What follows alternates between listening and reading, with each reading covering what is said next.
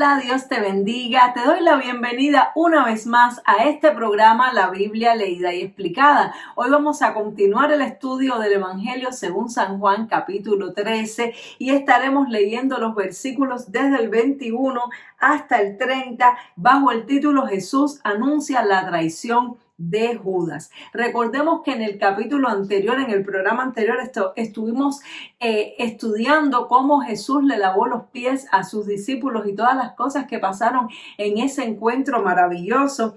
Y Jesús había dicho anteriormente de que todos ellos estaban limpios excepto uno, que era el cual lo iba a entregar. Y entonces esta es una continuación de ese diálogo que ocurrió en esa escena donde Jesús le estaba lavando los pies a sus discípulos. Así que vamos a leerlo, pero antes, como siempre, vamos a orar.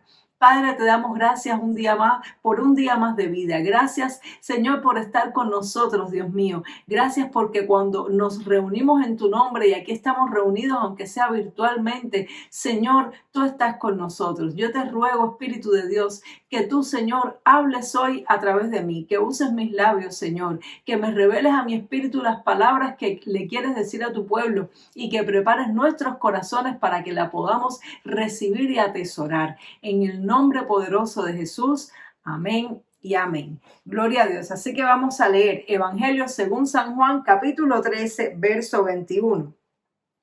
Habiendo dicho Jesús esto, se conmovió en espíritu y declaró y dijo: de cierto os digo, que uno de vosotros me va a entregar.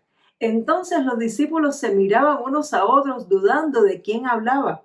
Y uno de sus discípulos, al cual Jesús amaba, estaba recostado al lado de Jesús. A este pues hizo señas Simón Pedro, para que preguntase quién era aquel de quien hablaba. Entonces, recostado cerca del pecho de Jesús, le dijo: Señor, ¿quién es? Respondió Jesús: a quien yo diera el pan mojado, aquel es. Y mojando el pan, lo dio a Judas Iscariote, hijo de Simón. Y después del bocado, Satanás entró en él. Entonces Jesús le dijo: lo que vas a hacer, hazlo más pronto.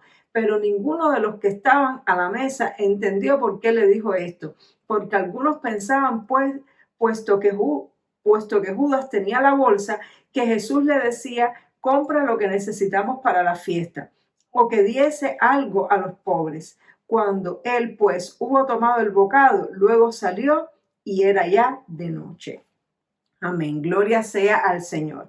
Y bueno, vemos aquí esto que interesante. Dice que Jesús se conmovió en espíritu. Él estaba hablándoles de las cosas que iban a acontecer. Él estaba enseñándoles y se conmovió en espíritu para profetizar, para decir lo que iba a suceder, lo que estaba por acontecer. Y me llama la atención que justamente en el pasaje anterior que leímos en el programa pasado, que si no lo has visto, te recomiendo que los veas. Hicimos 3 programas con respecto a este tema de Jesús lavándole los pies a sus discípulos, porque realmente está tremendo.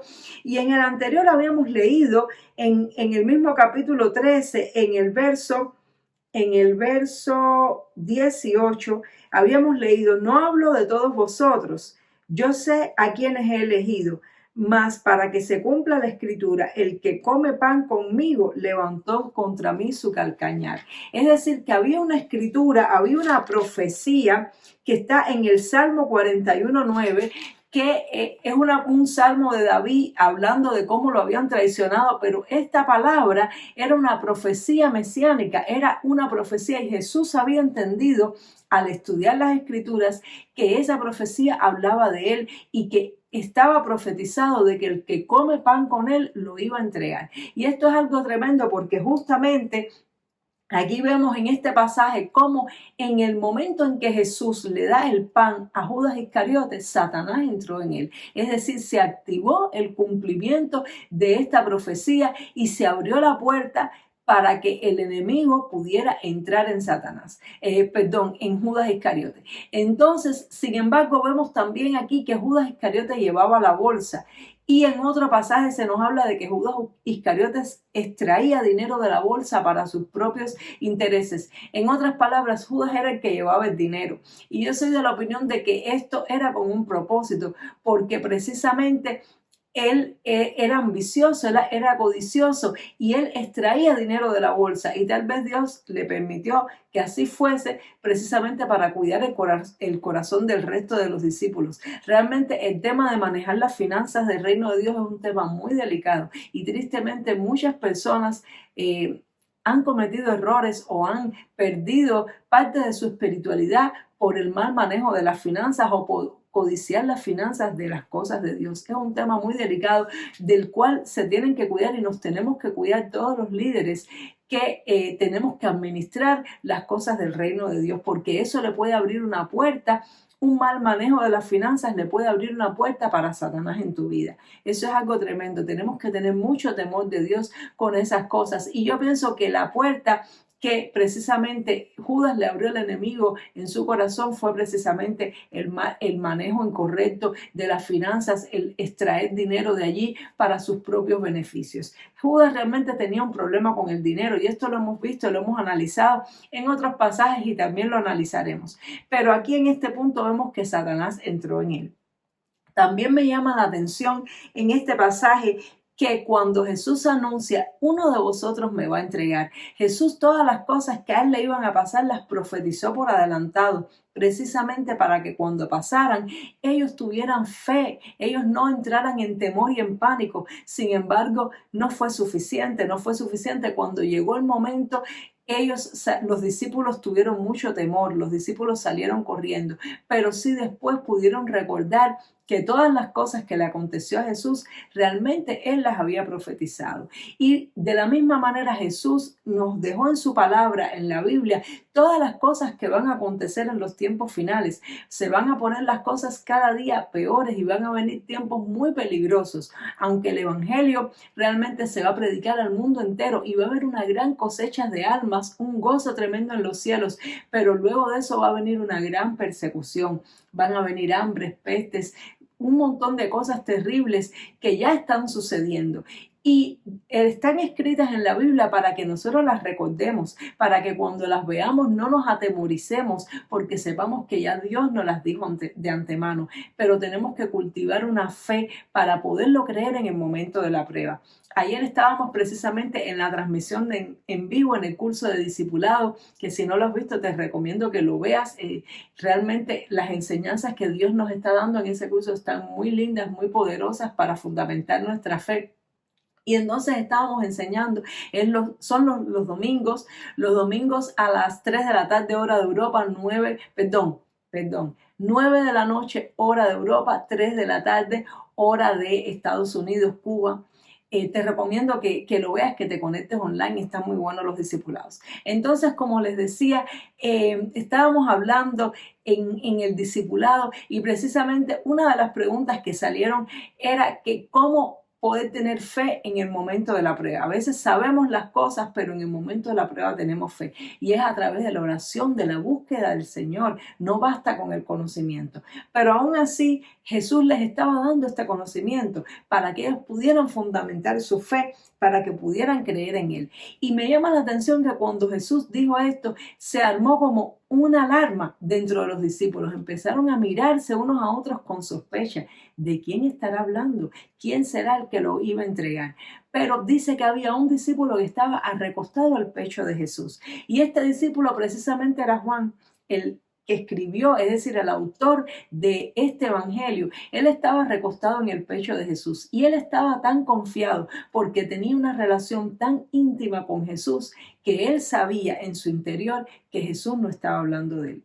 Y Pedro, que sabía que él amaba al Señor y él confiaba en que él de ninguna manera haría algo como eso, sin embargo, él quería saber quién era, pero no tenía la cercanía que tenía Juan. Y esto es algo tremendo, porque hay niveles de cercanía. Estaban todos ahí en la mesa, pero había uno que estaba recostado al pecho de Jesús, y había otro que amaba a Jesús, pero no estaba tan cerca como para poderle preguntar. Pero ese fue sabio, fue inteligente y le preguntó al que sí estaba más cerca, porque al final lo que quería era conocer quién era el que le había de entregar.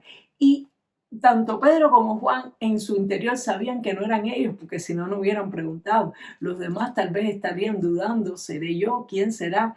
Y entonces le pregunta Juan a Jesús, dime Señor, ¿quién es? Sabiendo que no era él, se lo pregunta. Y Jesús le da esa señal, le dice, el que moja conmigo el pan, ese es el que me va a entregar. Y me imagino que Pedro se habrá quedado un poco con la duda porque este mensaje se lo dio Jesús así en lo íntimo, en lo secreto a Juan, pero no dice en qué momento Juan tal vez pudo decírselo a Pedro, tal vez se lo dijo después. Oye, el maestro dijo que era el que mojaba el pan, así que parece que es Judas Iscariote. Pero en el momento Pedro tuvo que esperar un poco para saber la revelación. Y esto nos enseña qué importante es que estemos cerca de Jesús. Cuando tú y yo siempre habitamos y estamos cerca de Jesús, vamos a tener las respuestas a nuestras preguntas. Vamos a poderle preguntar a Él de corazón a corazón, sin que haya intermediario entre nosotros. Podemos preguntarle los misterios y Él nos los dirá. Él nos los revelará porque Él es bueno y Él nos ama. Él no quiere ocultarnos las cosas, pero muchas veces nos perdemos de saber las cosas por no estar lo suficientemente cerca de Jesús. Así que yo aprendo de Juan en esta hora y quiero exhortarte que también lo hagas. Tratemos de pasar tiempo con Jesús. Tratemos de estar recostados en el pecho, porque cuando llega el momento de querer saber algo, ya cada cual está en la posición que está en ese momento. En ese momento ya no vale correr y recostarse en el pecho. Juan estaba posicionado cerca de Jesús, siempre estaba a su lado, siempre estaba a su pecho, por lo tanto podía preguntarle los misterios, podía preguntarle las cosas con total confianza. Y eso es lo que Dios quiere de ti y de mí. La palabra dice que nos acerquemos con confianza al trono de la gracia para que podamos recibir ayuda, oportuno socorro en medio de la tribulación. Así que si tú permaneces como Juan cerquita de Jesús, vas a tener paz en tu corazón. Aunque veas que suceda lo que suceda, aunque se profetice lo que se profetice, y vas a tener revelación de Dios a tu vida a través del Espíritu Santo. No sé tú, pero yo por lo menos quiero ser como Juan. Quiero estar cerquita del corazón de Jesús. Y entonces vemos que ya finalmente cuando Satanás entró en Judas, entonces Jesús le habló ya directamente al espíritu, le dijo, ve y haz lo que tienes que hacer. Ya era un tema totalmente espiritual. Ya Judas estaba poseído por Satanás y era la única manera de poder traicionar a Jesús, porque aunque Judas era avaricioso y tenía problemas con las finanzas, evidentemente, realmente él no tendría el valor posiblemente por sí mismo de entregar a Jesús. Mas, sin embargo, Satanás entró en él. Y esto es algo tremendo porque Satanás entra en las personas y les da valor para hacer cosas malas que humanamente no tendrían el valor de hacer. Por eso la Biblia dice que nuestra lucha no es contra carne ni sangre, sino contra principados, potestades espirituales. Por eso las personas necesitan ser liberadas, porque los espíritus inmundos son seres muy perversos y muy malos, sin compasión, sin misericordia, y que quieren entrar en los hombres para llevarlos a hacer cosas terribles que ellos humanamente no harían. Todos somos pecadores y hay muchas personas malas en el mundo, pero las peores acciones que se realizan por personas que están poseídas por espíritus malos. Y Dios quiere que oremos para que haya liberación. Dios quiere que seamos llenos del Espíritu para que podamos darle órdenes a esos espíritus. Y en este caso Jesús no lo echó fuera porque había un propósito en esto, y el propósito era precisamente que Jesús muriera en la cruz, pero él aún así, Satanás tuvo que obedecer la orden de Jesús. Y de la misma manera, cuando tú y yo estamos llenos del Espíritu Santo, podemos darle por el Espíritu de Dios órdenes a los espíritus malos y nos tienen que obedecer, aún a regañadientas, aunque no quieran, nos tienen que obedecer. Por eso es tan importante que vivamos en un nivel espiritual, que veamos las cosas espiritualmente y pedirle al Señor que nos unja con la unción, porque la unción de Dios pudre el yugo de opresión y de esclavitud, para que podamos darle órdenes a los espíritus y que salgan de las personas.